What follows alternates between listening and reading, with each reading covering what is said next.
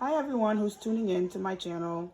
This is my first time posting something. So today I wanted to make some vegetable rice. I am Haitian, so I figured I would use the type of things that is used in my culture to make the meal. So for dinner, my family's gonna have vegetable rice. And since we're Haitian and also Salvadorian, I'm adding a little bit of pork chop to it. So if you want to learn about how I seasoned it, please comment below and I will share what I've done in the process. So to start off with my rice, I have my pot here. I have this thing here, which is a seasoning.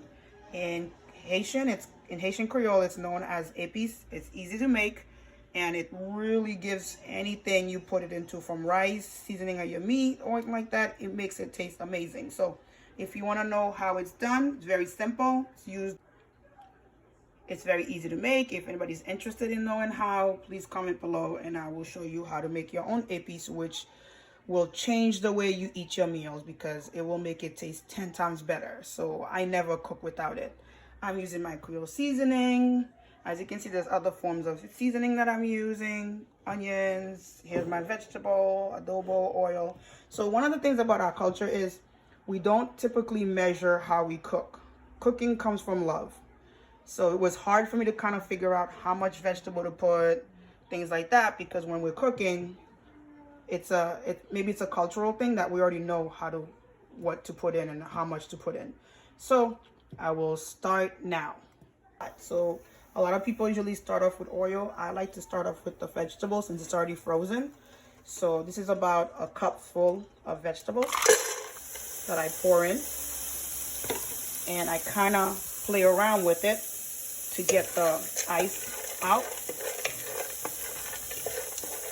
before I add in the oil. So you will do this about maybe for like good 30 seconds. It's pretty good enough. So I'm putting my oil in and mixing it around.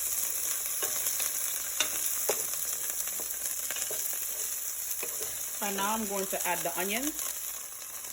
You don't have to cook with onions, but I like onions in my food because it makes it taste much better.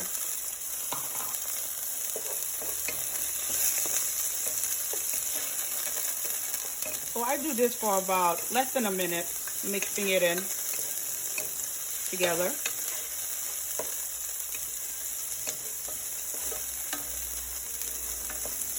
And then for the next phase of it, I'm going to do about a spoonful of épice that I'm going to put in here. So I am about to put in 3 little cloves in there. Be careful, you don't want to bite on them. Taste terrible, but they make the food taste really good.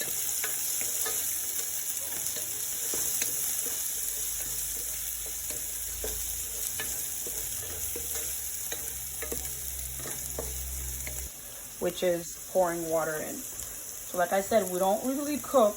In my culture, we don't really use measuring to cook. But what I did was to try to give an idea of how much to pour in. I put about a 24 ounce of water in here that I'm going to pour in.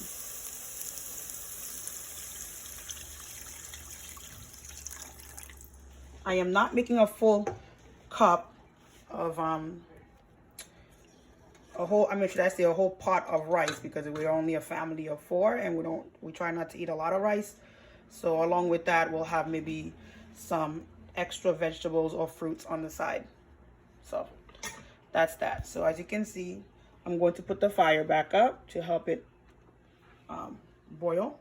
So the next thing I'm going to do is add a little bit of seasoning in it to give the water a little bit of flavor. So this is one of the best things you can find. A lot of Dollar Trees or dollar stores have it, or your local supermarket might have it.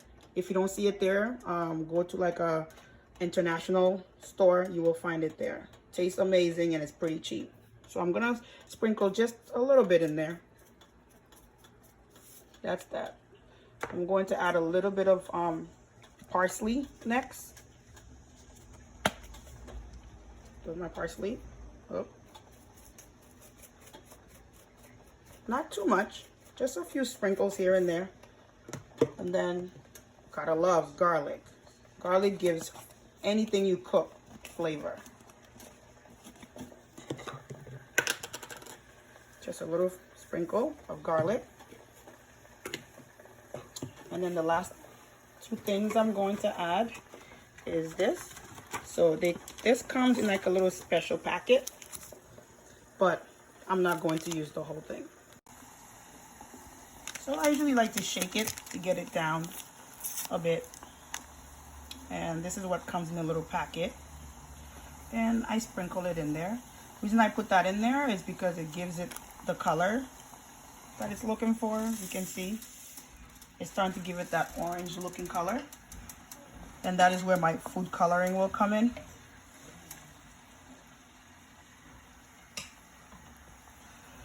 And then the next thing I use is Goya all-purpose seasoning to just sprinkle a little bit. I use these seasonings mostly not only just for the flavor, but also it eliminates me having to use a lot of salt, because there's already salt from all these seasonings. So you put like a little bit of a hand, small amount in, just about this much in. You don't need a lot. All right, as you can see, the water is starting to boil. So the next phase is adding the rice. So there's about 2 cups of rice in here. Some people just pour it in, but we know there's a lot of unnecessary things in the rice, so I tend to go wash my rice. So I'm going to go wash it now. So I just added the rice in. All I did was wash it and then pour it into the pot. And then now I'm going to mix it a little bit.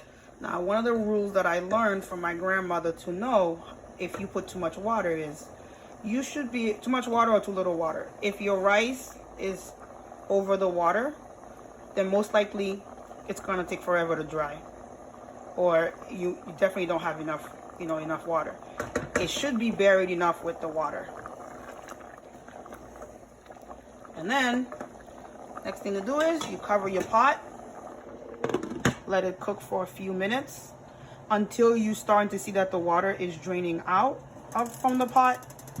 Then you can open it and do the same thing with the spoon of stirring around it and making sure that you lower the fire to, I would say, about maybe to a number 3. I have an electric stove, so I'm going to drop it down to 3 once the water has been completely almost drained out from the rice. So all right, we're back. So I think the water's a little bit low. Perfect. Now I'm just going to once again lower the fire.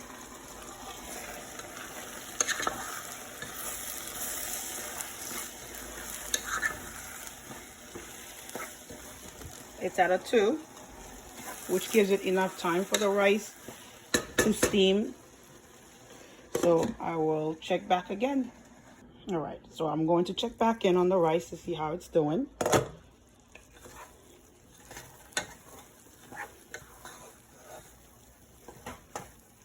As you can see, it's not sticking to the pan, and that's because I have a non-stick pan. But if you did have a pan that do stick, I would recommend maybe using cooking spray to kind of eliminate the rice from sticking to the pot. So as you can see, it's starting to come together. So I'm going to cover it for another 10 minutes. And then after that 10 minutes, I'll give it a quick look. If it looks good, then that means it's ready to eat. If not, I will just stir it a little bit more, recover it for another 5 minutes, and by then it should definitely be done. All right, guys, so it's been about 10 minutes. I'm going to uncover it to see if I need to stir it, or if it looks right, ready to eat, or should I give it a little bit more time. So I believe the fire was lowered to a 2, but I had changed it to a 3 to give it a little bit, make it a little bit faster for the food to finish cooking. So let's see now what we get. So this is the rice so far. Looks good, but I'm going to stir it a little bit. Oh, I forgot to mention the type of rice that I use. I typically like to use jasmine rice when I'm cooking. It's much more easier to cook with, easier to cook. It's easier, much easier for it to utilize, at least for me.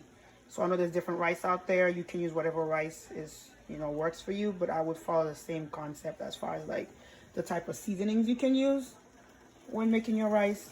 So for me, I typically stick, like I said, to jasmine. So what I'm going to do now is I'm just going to kind of play around with the rice.